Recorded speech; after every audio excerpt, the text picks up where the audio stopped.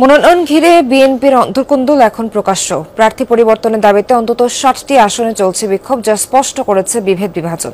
দলের ঐক্যবদ্ধ থাকার আহ্বানও আমলে নিচ্ছে না তৃণমূলের অনেক নেতাকর্মী, জানিয়ে বিব্রত বিএনপি। তবে ঘোষিত প্রার্থী তালিকা থেকে কিছু আসনে পরিবর্তনের আভাসও দিয়েছেন দলের নীতি নির্ধারকরা।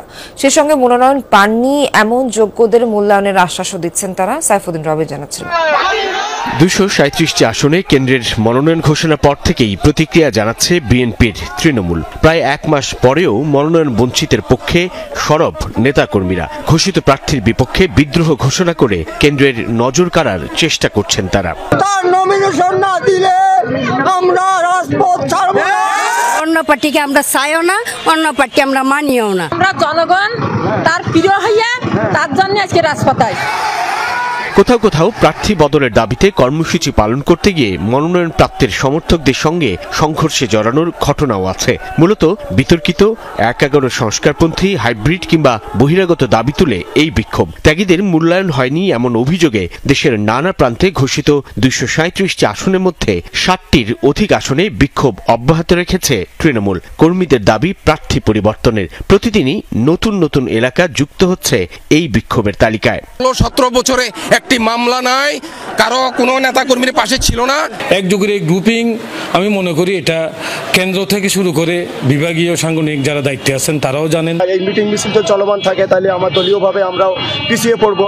দেখা যাচ্ছে আমাদের বিপক্ষ যে দল আছে তারাও কিন্তু সুযোগ নেওয়ার একটা চেষ্টা করবে। বিএনপির প্রাথমিক মনোনয়ন প্রাপ্তদের নাম ঘোষণার পর তৃণমূলের বিক্ষুব্ধ এমন প্রতিক্রিয়ায় বিব্রত হলেও এটিকে স্বাভাবিকই বলছেন দলের শীর্ষ নেতারা। স্বাভাবিকভাবে যারা উৎসাহী ছিল, আশা করেছিল, তারা মনোনয়ন পায়নি, তাদের সমর্থক আমাদের নেতাকর্মীরা অনেক আছে এবং তারা কিছু জায়গায় প্রতিক্রিয়া দেখাচ্ছে। আমার মনে হয় একটু সময় গেলে এটা সঠিক হয়ে যাবে। মনোনয়ন পরিবর্তনের দাবি যাচাই বাছাইও করছে কেন্দ্র। সেই সঙ্গে চেষ্টা চলছে সমঝোতারও। কয়েকটি আসনে প্রার্থী পরিবর্তনের আভাসও দিচ্ছেন নীতি নির্ধারকরা।